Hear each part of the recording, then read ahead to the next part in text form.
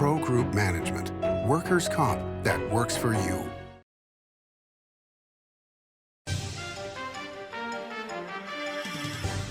Welcome to Nevada Newsmakers. On the broadcast today, Teresa Benitez-Thompson joins us. She's running for CD2 among the 27.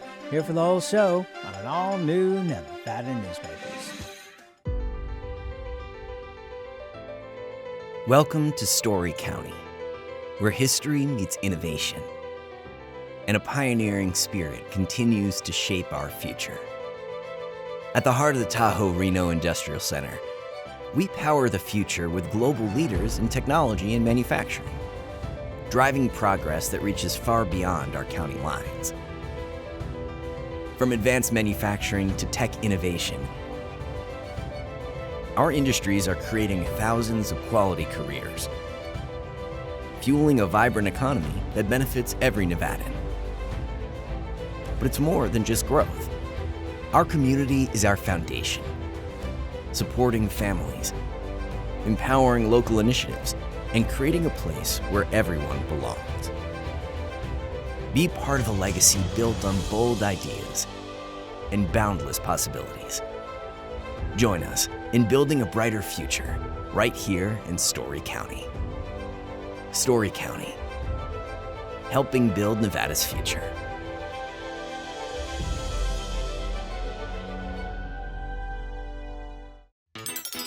Meet Nevada Health Link, Nevada's official health insurance marketplace. Your link to savings, selection, free assistance, and name brand health insurance, where 90% of enrollees lower the cost of their monthly premium. Everyone deserves access to quality health coverage, no matter your income or family size. Visit NevadaHealthLink.com. A few minutes could save you hundreds of dollars per month. Nevada Health Link. Our plans are made for your plans. The road to riches leads straight to the Carson Valley Inn. Cash drawings Thursday and Saturdays. Over 480 winners. Score up to $15,000 weekly. Plus one $10,000 cash winner in the $20,000 guaranteed grand prize giveaways. Free meals, free play, and more. Only at the Carson Valley Inn. This is Nevada Newsmakers with host Sam Shad, a no-holds-barred political forum. Now, from the Nevada Newsmakers broadcast headquarters, here is Sam Shad.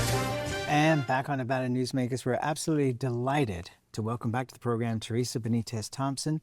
She's a candidate for CD2. We will get to that in a moment. But I always like to reveal relationships because a lot of the people who come on this program I've known for a while. And I've known you since 2002 when you were Miss Nevada. Yes, way back when. And you became the third runner-up for Miss America. Yes. So congratulations on that. And the thing I wanted to point out about this, because it really impressed me, because I was just as stupid as most people, especially guys, in not understanding that people who enter these kind of pageants are some of the smartest people on the planet. And I got to come to a couple of luncheons where I met the mentors for the people who were the pageant contestants. And they were all top executives who had been pageant winners. And I mean, we're talking about people like Sue Loudon, Yes. the executive assistant to Governor Gwynn, the executive assistant to Ralph Tawdry, who was running Sunbelt at the time. Correct, yes. So women like yourself, we're not just out there in bikinis showing off. No. And It's in fact, some of the most smart people I've ever met were part of that group. So with the program that I was in, we refer to it famously, and Sandra Bullock has a line that a lot of us refer to, it's a scholarship program. Yes. And so the idea was, how do you mentor young women, introduce them into leadership and what leadership looks like in their community, and get them involved in community service and provide scholarship opportunities. So for me, it was beneficial in many ways, not only because it paid for most of my undergraduate education and my graduate education at the University of Michigan, but it also introduced me to people who were supporting youth and mentoring youth and sharing their leadership skills. And so from a very early age, I was surrounded by leaders who were community-minded and taught us to be conscious of the community around us, that you're not just going out and participating in the world as an individual. You are a member of your community, and how are you going to shape the community around you? And so I felt like that was entrenched in me very early as a young woman. And it wasn't partisan. No, not at all. Oh, Even no, even not at though all. I can certainly identify people from both parties now, but when I was sitting at that table with various groups of these women no, not who were at all. mentoring, it wasn't a partisan thing. No, and I thought that it was really supportive in that with the focus being on community service and how much of your score depended on your interview and community service, that the community leaders would help us identify and like what was needed in the community. Here's where we need support. Here's where the community needs help. And so I worked on low income issues affecting women. My mom was a single mom waitress in this town. So if you had dinner back then at the Comstock or the Fitzgerald's or even Rapscallion, chances are my mom might have served you, and the chip that you left on the table was what she used to raise us. And they taught me how to take something like that, like my personal story, and turn it into, okay, now where's the action and where do you get involved in your community? How do you take the next step to make your work more valuable to those around you? And it was part of one of the reasons why I ended up founding Nevada Empowered Women's Project, is because we knew that you couldn't just talk about the problem, you had to look for solutions. And that's what I did. You also got into politics in terms of running for the assembly. Correct. And you ended up as majority leader. Yes. In 2022. And your most recent position after you were termed out was being the chief of staff to the attorney general. Yeah, I was actually fortunate enough to serve my last 3 sessions as the majority leader in the assembly. So 17, 19, and 21, including the special sessions.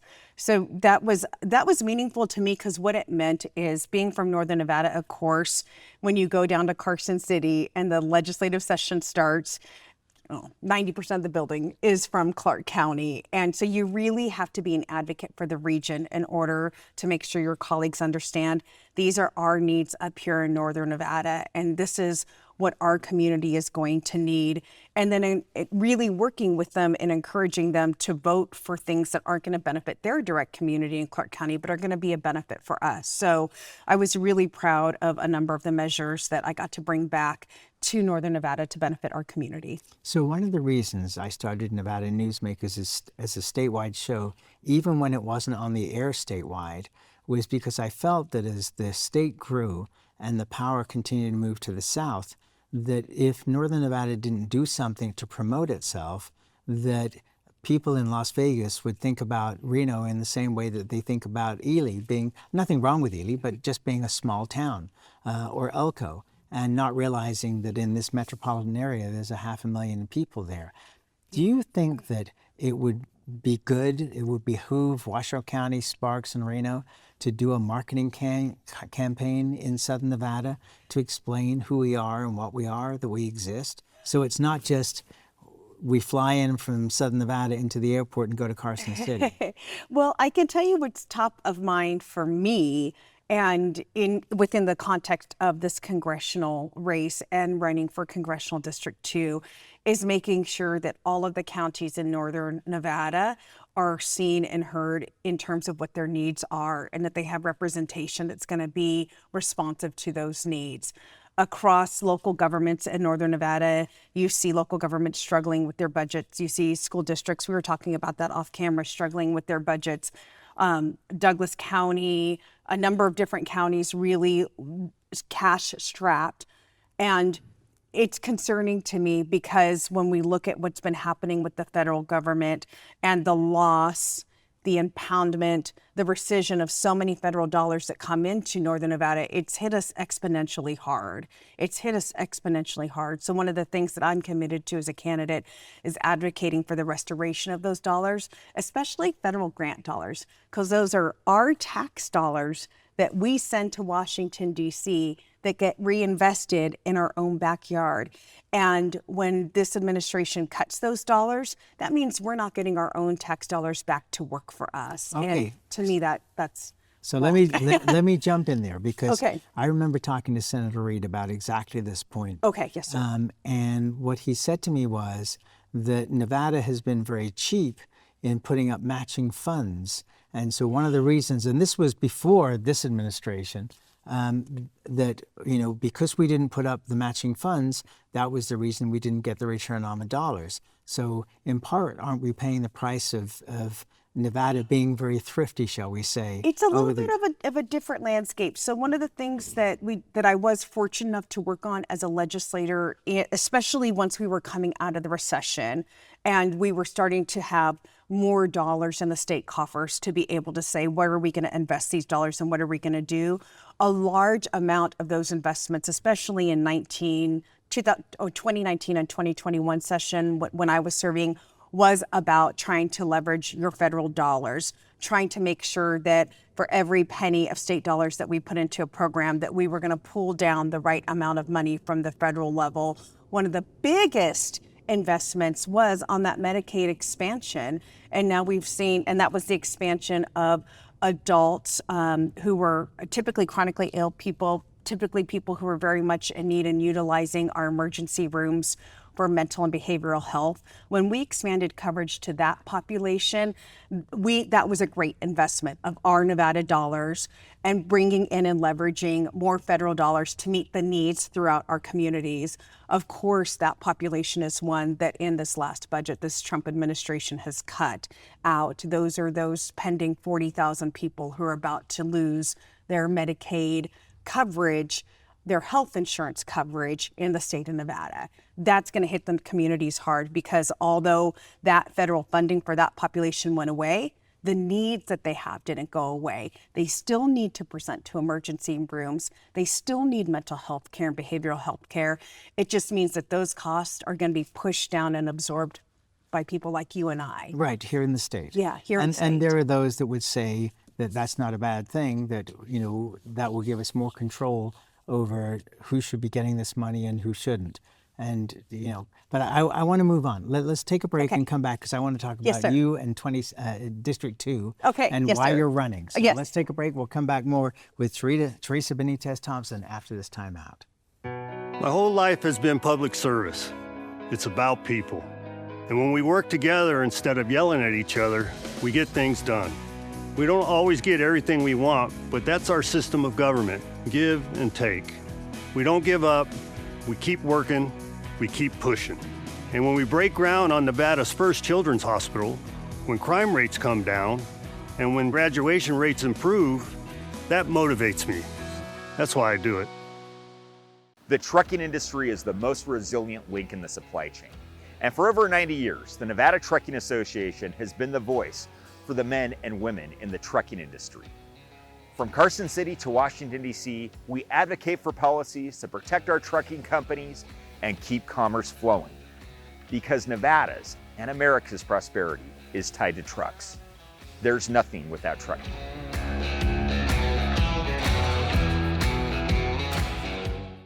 As you know, Reno is booming. Toll's development company is helping it grow with insightful design and development, building community with every project, adding beauty, adding excitement, emphasizing our shared humanity. Reno is becoming bigger. Toll's development is helping it become better, more livable, more enjoyable. To learn more, go to tollsdevelopment.com. tollsdevelopment.com. A power line is more than a power line. It's maintaining the bottom line for small businesses. It's keeping the assembly line moving for our workforce. For our brightest minds, it's meeting a deadline. It's on the front line with our heroes. And on the sidelines of the biggest games. It's a direct line to our loved ones. And it's a lifeline for the most vulnerable. There's a lot on the line. This is Nevada Newsmakers. And back on Nevada Newsmakers, we continue our conversation with Teresa Benitez-Thompson. She is the Democratic candidate for CD2. Okay. So nobody of the Democratic persuasion has ever won CD2. The Republican registration is way higher in CD2. There are 27 candidates running in this race on both sides, including on the Democratic side now, Greg Kidd, who is a billionaire. So what were you thinking? I was thinking when I looked at that when Congressman Amodei announced his surprise retirement, I looked at the numbers and I thought, what is happening out there in the landscape that is changing the calculus for him to not run again, and what's happening in general. So in looking at the numbers, there's a couple of different things, and the reason why I believe that a good Democrat can win this seat.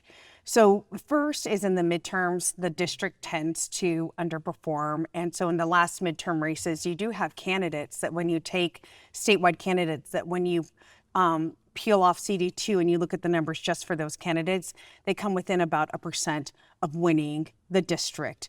And so we know we can get closer than what people actually think in a midterm election.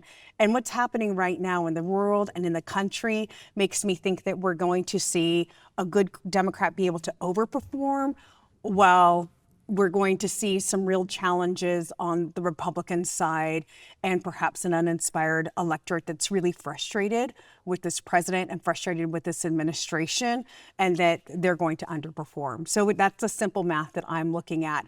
But regardless of even winning the race, this is a chance to shape the conversation for our communities. This is a chance to say, there's certain topics that ought to be talked about. There ought to be public debates between the candidates. When you have a good Democrat and a good Republican, a good Democrat can force that Republican to show up.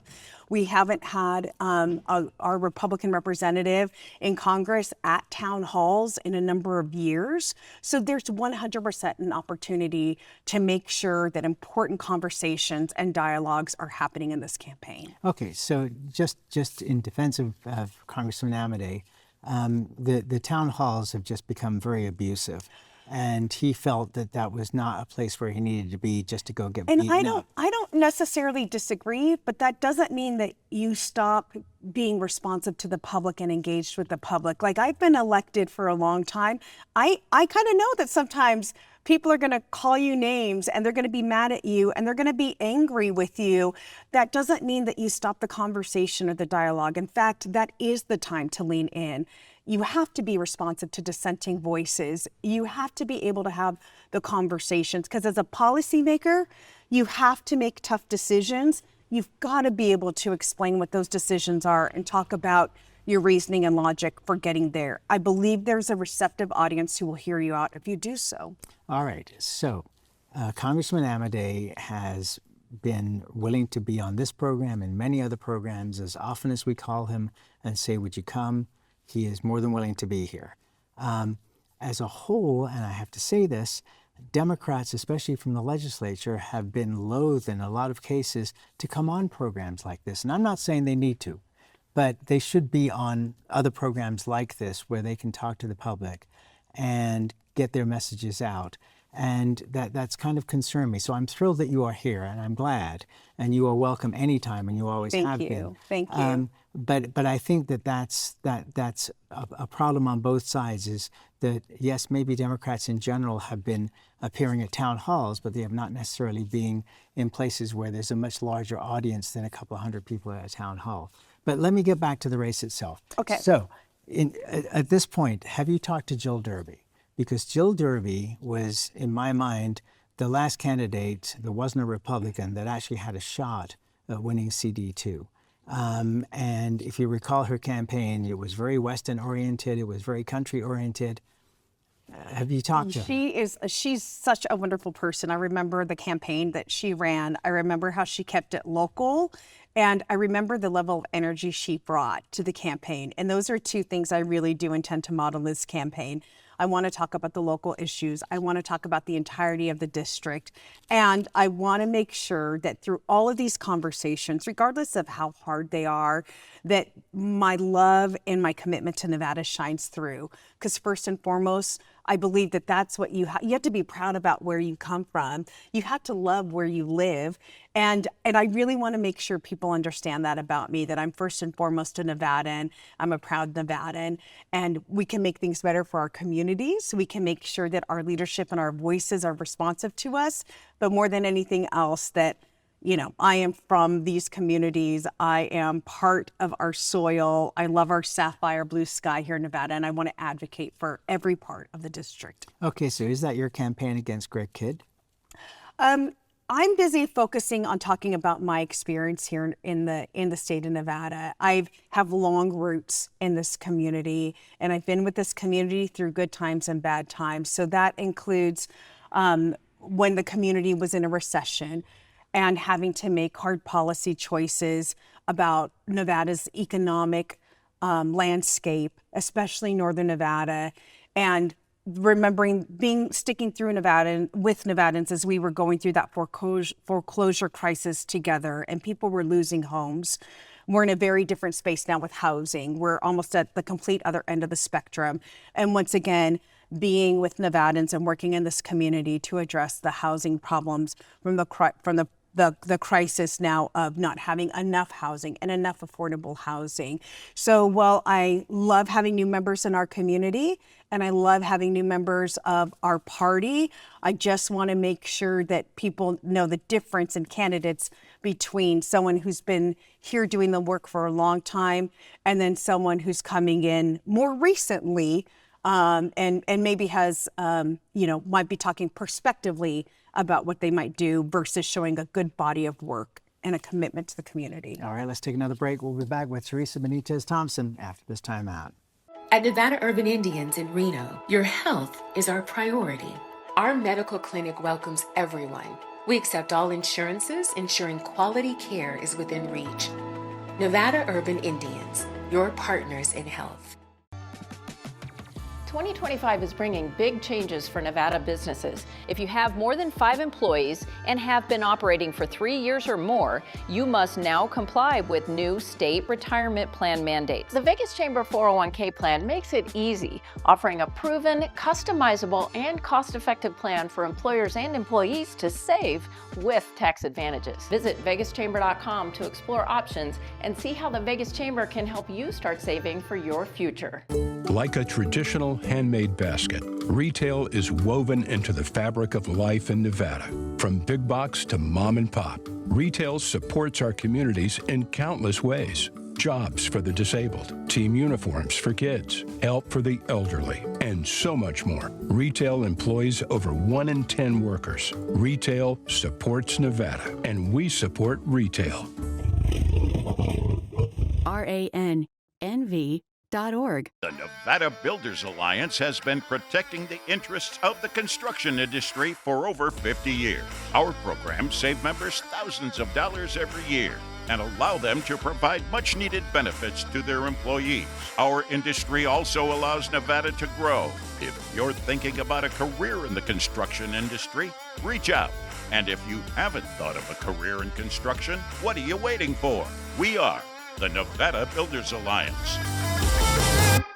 This is Nevada Newsmakers. And back on Nevada Newsmakers, we continue our conversation with Teresa Benitez-Thompson. She is candidate for CD2 and former majority leader of the Nevada Assembly. You were talking about the housing issue. Correct. You know, whatever end of the state you're looking at, it's all about lands bills. Congressman Amodei has been working on that forever. And he, along with darn near every other Republican, says how much they miss Harry Reid and his influence in Washington, D.C. Is that the number one thing that needs to get done to alleviate the housing situation? I mean, Sparks is out of land. I mean, bottom line right there. So I think that Senator Jackie Rosen, with the introduction of her land bill, shows great consensus, and I think which matches his, by the way. And shows great consensus in the way that it was built and work in terms of having all of the stakeholders at the table, making sure that our friends in the environment with wilderness have a seat at the table as much as those who want to advocate for more housing and the development of more housing, as well as the voices of local governments and your local infrastructure and your tribes. And so I think that a good bill can be brought together when you are bringing everyone to the table to talk comprehensively about the impacts and what we need in terms of land and that responsible land use here in Northern Nevada. Okay, but that's not the issue, is it? I mean, the issue is that you have a certain person and maybe other people in Washington, D.C. who are actively fighting against allowing Nevada to get this lands bill passed. I mean, that's the big deal, isn't it? Because haven't we already come to agreement on all those other issues you just mentioned? Well, not necessarily, because what we did see, and I want to make sure that we are forward-looking, because I'm not here to run against Congressman Abende, right? That's not the landscape of the race, and certainly not in the primary. Yeah, and it's so, but like we look at the maneuver that he did in terms of introducing an amendment for Nevada land sales in order for those dollars to go and fund the federal government and the debt of the federal government, versus those land sales coming back to benefit our community and having all the really good language around them that we typically see in our federal land bills around protections for land and use, and what happens to the land if the local government were going to dispose of it and how it's going to be used. So there are some distinctions there. But once again, being forward-looking and in terms of what our community needs the affordable housing. That part of the conversation is land, but once you get the development and you build the development, we also then have to look at the cost of rent and what is driving the cost of rent up. And one of the conversations that I'm particularly keen on is the use of technology and algorithms, and curbing the use of those algorithms and that force prices up in an artificial and arbitrary way that hurts renters. So we are out of time now. You are welcome to come back as many times as you want on this program. Are you willing to debate on the program if we can put that together? I'm willing to debate anyone at any time. I do not shy away from that. I will, yeah, absolutely. Okay, because we got a lot of stuff we didn't get to cover today. Yes, sir. More conversations to come. Thank you. And we'll be right back. You'll be rolling with some swag during the $150,000 Spring Bling giveaways at Tamarack Casino. Make it rain with up to $5,000 in cash every week, and 20 large in cash guaranteed during the grand finale drawing. We're blinging in your good times at Tamarack Casino.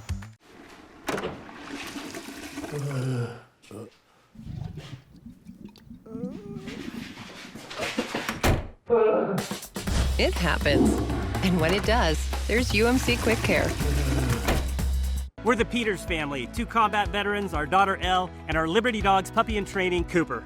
Cooper will grow up to be a life-changing companion to a veteran with visible or invisible challenges. We're helping Cooper build focus and confidence so he's ready to support his veteran.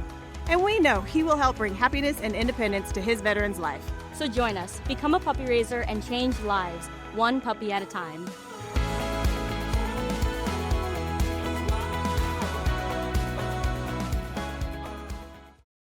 Welcome to the Ahern Boutique Hotel, where luxury and warmth come together in the heart of Las Vegas. We take pride in offering a one-of-a-kind experience for both locals and tourists. Join us for handcrafted cocktails and an unforgettable experience. Joel's Chop House, the perfect place to savor views of the Las Vegas Strip. Satisfy your cravings at the Ahern Chocolate Shop. No smoking, no resort fees, and the parking is always free. The Ahern Luxury Boutique Hotel is your home away from home. As always, you can watch Nevada Newsmakers 24 hours a day at nevadanewsmakers.com, and our archive goes back to 2002, so you can look at all kinds of historic interviews right here on Nevada Newsmakers. Thanks for watching. We'll see you on the next broadcast.